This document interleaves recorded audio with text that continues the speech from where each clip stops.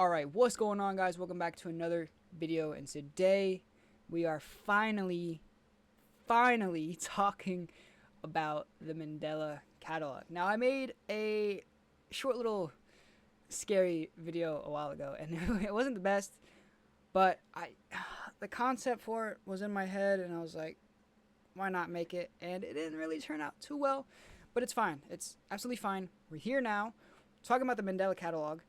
Hopefully, in this video, I will not hit my mic a single time. Like last time, I hit it like 9 or 8 times, and that was crazy.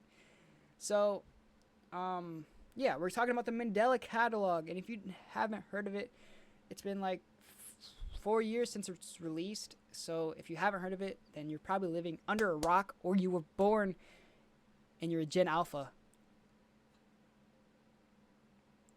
Anyways, so what is the Mandela Catalogue, you might be asking? Well, if you're living under a rock like Patrick Starr, the Mandela Catalogue is created by a guy named Alex Kister. It is an analog horror series that exploded in popularity in 2021. It's centered around a fictional location called Mandela County, a seemingly normal suburban area plagued by mysterious entities called alternates. So these alternates are like these things that look like you but have like a longer arm, a missing eye, a bigger head. It takes form of emergency broadcasts, VHS style training tapes, surveillance footage, and corrupted PSAs. Its lo-fi aesthetic and slowly unraveling lore creates a uniquely unsettling experience. Alright, to start off, we're going to be talking about the alternates. At the heart of the Mandela Catalogue are the alternates. They are doppelganger-like entities that impersonate real people with the goal of driving them to self-unaliving or madness. Here's the official description from the Mandela series. An alternate is a being that has been created to replace a person and psychologically harm others into self-termination. So what makes these alternates so terrifying? They look almost like you, but just off enough to unsettle you. They don't attack physically, they break your mind, gaslight you into doubting reality. You can't fight them, you can't run. Once you know they exist, it's already too late. Some people believe they are from another dimension, they are demonic entities, they are AI-generated beings, or they are manifestations of a spiritual war. Moving on to biblical horror and religious imagery. Alex Kister bends horror with Christian themes, especially in Volume 33 entry and exhibition. Gabriel, Lucifer, and other biblical figures appear. The story hints that something went horribly wrong during the creation. There may be a war between God, corrupted angels, and alternates, with humans caught in the middle. This religious twist gives Mandela Catalogue a cosmic horror feel, like we're part of a divine story we'll never fully understand. Terrifying aesthetic and structure. Analog aesthetic. VHS distortion, low-quality sound, public access style warnings, black screens with plain text instructions. The style amplifies the fear. It feels real, like you stumbled on a broadcast you weren't meant to see. There are no jump scares. It's slow, dread, audio distortion, whispered phrases, long silences. You're waiting for something horrible to happen, but it almost never does on camera, which makes it worse. Moving on to notable episodes and lore clues. Volume 1 in 2021, it establishes the alternates, introduces the Department of Temporal Phenomena, and shows police training on how to deal with these beings. You are taught to not engage and call 911 and pray. The intruder alert. A home security PSA shows a child being watched through his webcam, ends with horrifying whispers and an unseen presence. Suggests alternates can access tech and watch you anytime. Volume 2 introduces characters like Mark Heathcliff, a teen who becomes aware of the alternate watching him. His slow descent into paranoia and eventual self-unaliving is horrifyingly documented. One of the most personal and disturbing entities. And in exhibition, it tells the backstory of Cesar Torres, Mark's friend, and shows the early signs of alternate presence. Questions if the police are covering it up or if they've already been replaced. In Volume 333, it's a full-on biblical horror. Features Archangel Gabriel in a warped retelling of the Nativity story where something unholy enters our world. This entry ties the alternates to biblical apocalypse level events. So, what's really going on here? Number 1, the alternate Earth theory. Alternates are invaders from another dimension that overlaps ours. When someone sees them, they become aware and their mind can't handle it. Number 2, simulation breakdown. The Mandela Catalogue may be showing a world where reality itself is glitching or corrupted. The alternates are debugging tools gone rogue. Number 3, religious war theory. Gabriel was corrupted. Lucifer is manipulating reality, and alternates are fallen creations. Humans are pawns in a battle for the soul of the earth. And number 4, mass psychological operation. The government created the alternates as a fear weapon, like MK Ultra. All the PSAs are actually tests. So, what makes it actually terrifying? Powerless horror. There's nothing you can do. Once an alternate targets you, it's over. Blending real with unreal. It uses familiar formats, news reports, PSA slideshows, which makes it feel like it could actually happen. Existential dread. You're not even sure what's real anymore. Is your friend really your friend? Are you even still yourself? So the Mandela Catalogue hits at something primal. The fear of losing control, the fear that reality can warp, and the idea that evil doesn't need to hurt you. It just needs you to stop trusting your own mind. It's not scary, it's spiritually disturbing. Now we're going to be digging deep into the lore of the Mandela Catalogue. Here we have the timeline. The Mandela Catalogue unfolds a non-linear through various volumes, security footage, and corrupted broadcasts. Number 1. Pre-1980s, The Fall of the Angels. In Volume 333, we see an alternate version of biblical history. Archangel Gabriel delivers a message to Mary, but is corrupted. A false child is born, possibly an alternate or a demonic entity. This may have started the corruption of Earth's reality. Number 2, 1990s through the 2000s. Alternate activity increases. The Department of Temporal Phenomena is formed. Police training videos start appearing about alternates. Self-unaliving rates spike. Self-termination becomes a frequent result of alternate encounters. Number 3, 2010s to now. The public is losing the war. Characters like Mark Heathcliff and Caesar Torres document their own declines. The church is corrupted. The Think principle is a mental resistance guide. Fails. The presence of alternates grows across Mandela County. We're going to dig into the characters and who they might actually really be. So we have one of our main characters, Mark Heathcliff. He is a central character in Volume 2, and he is tormented by visions of an alternate, and he eventually takes his own life. Many theorize he's being targeted due to knowledge. He started figuring it all out. And some fans even believe Mark is a Christ figure. He dies so others can know the truth. Another main character is Caesar Torres, Mark's friend who asked him to house sit in Volume 2, possibly dead before his call. His voice and body may already have been taken by an alternate. Then we move on to Gabriel, the false angel, a warped version of the Archangel, and he first appears in Volume 333, possibly the one who introduced alternates to the world by corrupting sacred events. But is he really Gabriel, or just using his name and appearance? Adam and Jonah. From the Thatcher Files, 2 guys working for the BPS, or Bythorn Paranormal Society. They investigate supernatural events. Their fate is ambiguous. They are signs they are being stalked or tricked by alternates. There's also a little bit of Easter eggs and hidden messages in the Mandela Catalogue. Alex Kister hides a ton of disturbing stuff in backgrounds. Number 1, face morphs. You'll sometimes see a character's face suddenly morph into something inhuman, usually unnoticed unless you pause at the right second. Number 2, subliminal text. Flash frames include text like "you are not safe" or "it's too late." This plays into the theme of inescapable psychological control. And number 3, layered audio. There are reversed whispers and static in some episodes. When reversed, they say things like "they see you" or "you belong to us." Then we move on to real-world parallels. The Mandela Catalogue pulls inspiration from real psychological and spiritual fears. The Capitalist delusion, a real psychological disorder where someone believes a loved one has been replaced by an identical imposter, exactly like what alternates do. The series mirrors how institutions fail to protect people. Cops can't help, churches are silent, even TV PSAs are corrupted. Internet horror culture. It capitalizes on found footage vibe of YouTube, blending fiction and reality in a way that makes you wonder if some of it might be real. There are some recurring themes. Don't trust your senses. What you see might be false. What you hear might not even be human. Spiritual war disguised as psychological decay. Are you depressed? Are you being dismantled by something evil? No one is coming to save you. Even emergency systems have been taken over. Loneliness adds vulnerability. Alternates target isolated people. They wait until you're alone. So, why does the Mandela Catalogue hit different? What makes it stand out from other horror series? It doesn't show too much. It keeps you paranoid. It has no main villain, just a force that affects your reality. It makes you afraid of your own reflection, your own mind, and even your own memories. Alternates, the true horror. Alternates are not just shapeshifters, they are the embodiment of paranoia, identity loss, and psychological degradation. Mental warfare. Alternates do not need to kill you. Their goal is to drive you to destroy yourself. They whisper lies, gaslight you, show you visions, and manipulate your memories. It's not what if a monster is in your house. It's what if you are the monster now. Types of alternates. Type 1. Perfect physical replicas of people, but mentally unstable. Type 2. Imperfect copies, distorted faces, unnatural movements. Type 3. No visual form, purely psychological, like a voice in your head. And Type 4.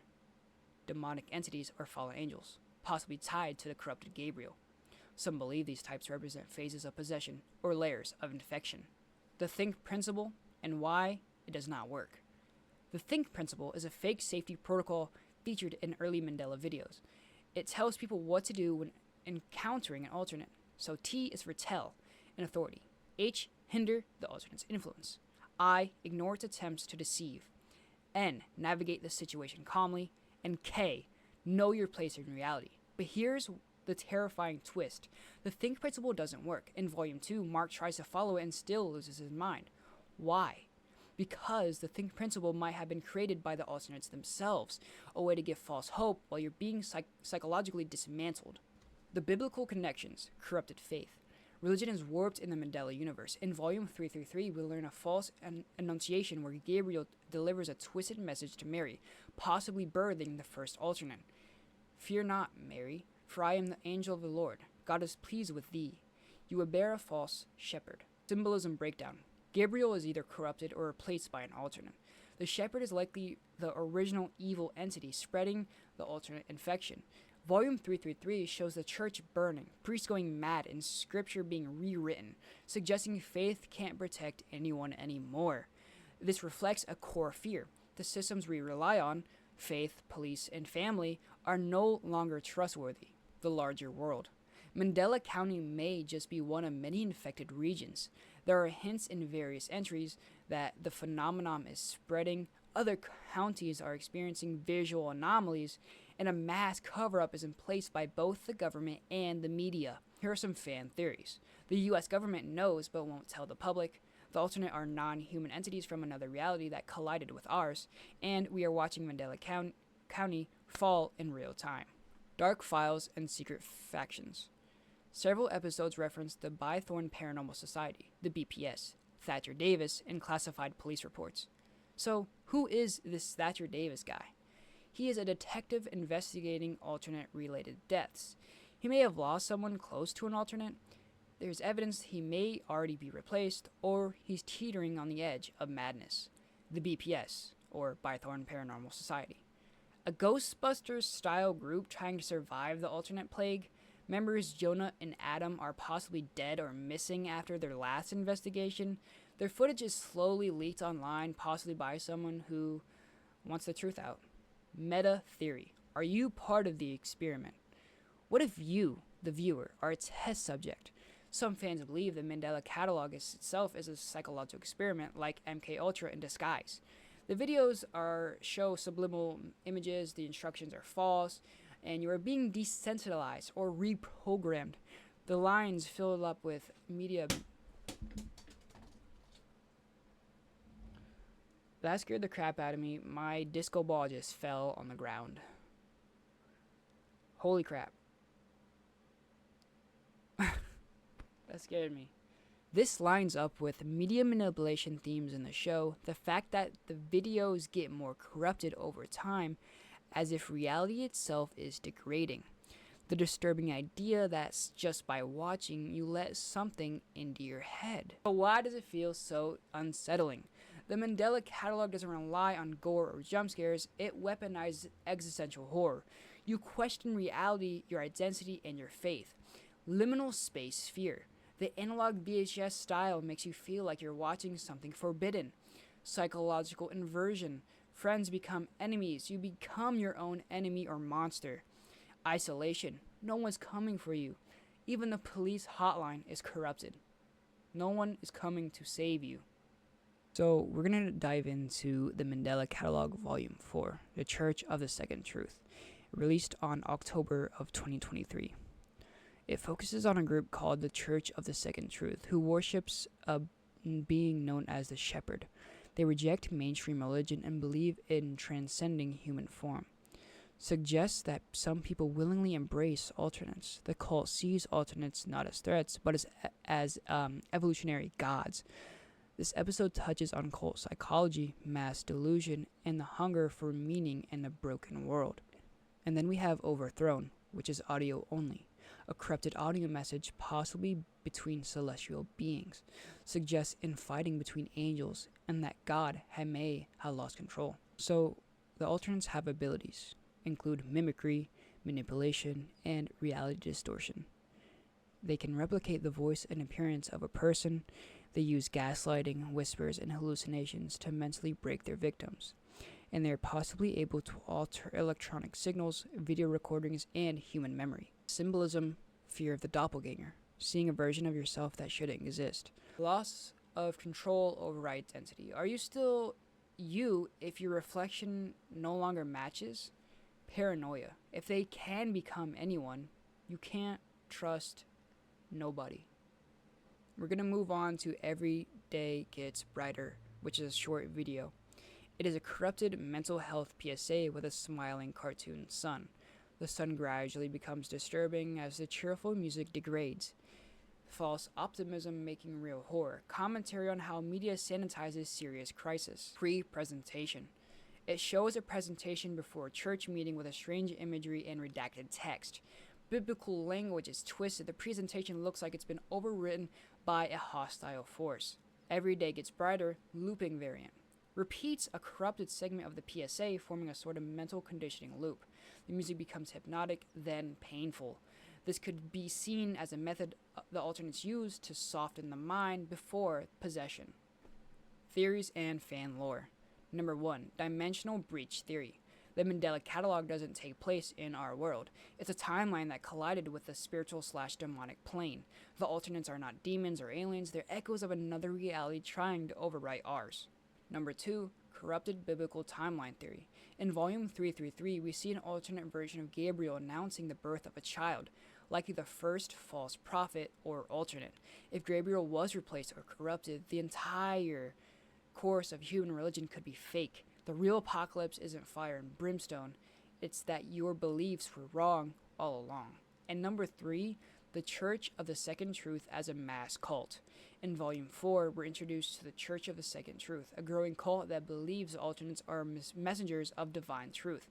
They promote transcendence, possibly self-harm or assimilation, and preach reality denial. Members invite the alternates in. Lore mysteries, still unresolved. Who created the think principle? Was it the government or something pretending to help? Why are children especially vulnerable? Multiple entries involve kids being watched or targeted. Where is Mandela County? It appears isolated, but people theorize it mirrors a real county, like Dupagi County or Illinois or Mandela Bay in South Africa. What is the intruder? He doesn't act like other alternates. He may be the first or something older, a demon or a fallen angel. Audio engineering. Why the sound is so unsettling. It uses infrasound like tones, low rumbles, humming, frequencies below human speech that create unease. Voice distortion. Alternate often speak in delayed reverse or pitch shifted speech. It triggers our brain's something's wrong instinct. And some voices are AI-like, suggesting that alternate could be a digital entity. Glitches in reality. Crossover theories and influences. The Mandela Catalogue is inspired by analog horror pioneers like Local 58, which I did a video about yesterday, go check it out, and Gemini Home Entertainment. Backrooms lore, an endless liminal nightmare dimension. Well, the backrooms are coming soon, trust me. And Evangelion, Silent Hill, and biblical horror works like Requiem for a Dream or Jacob's Ladder. Some fans theorize Gemini Home Entertainment or The Walton Files and Mandela Catalogue all take place in overlapping dimensions, and all dealing with the loss of identity and corrupted truth. And The Walton Files are coming soon too. I will make a video on The Walton Files. ARG elements and meta horror. Certain uploads mimic alternate YouTube channels that exist in universe.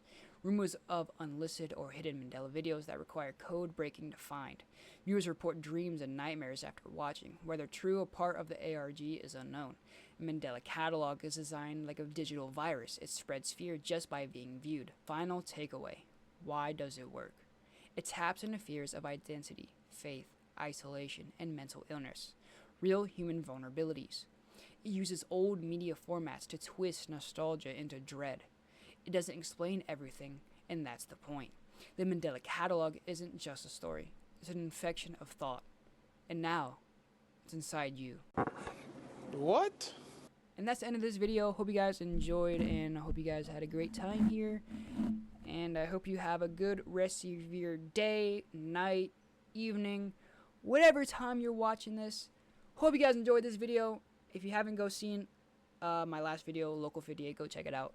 It is pretty good.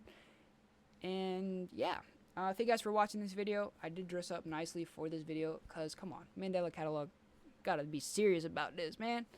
Anyways, I did use a different editing software to edit the last video, so hopefully it looks a little bit better. And I'm sorry it freaking it uploaded at 12 at night, bro, midnight. Come on, bro. Yeah, the 4K took way too long to upload, so I am sorry about that. So if you haven't seen Local 58, go check it out on my channel. And go check out my other videos if you haven't watched them. And we have reached 81 subscribers, guys. 81. Our next goal is obviously 90 and then 100. 100, I'm going to do something special. What should I do? I don't know. I'll think about it if we actually get to 100 subscribers. So I'm going to thank you guys for hanging out with me tonight, and I will see you in the next video, which will possibly be Backrooms. I don't know. I also have to get this other video done that I'm doing with two other my friends, but one of them's sick, so we're gonna get that video done, trust me. But maybe Backrooms come first. I don't know. Hopefully it's gonna be a longer video. So this outro is way too long, so I'll see you guys in the next video. Goodbye.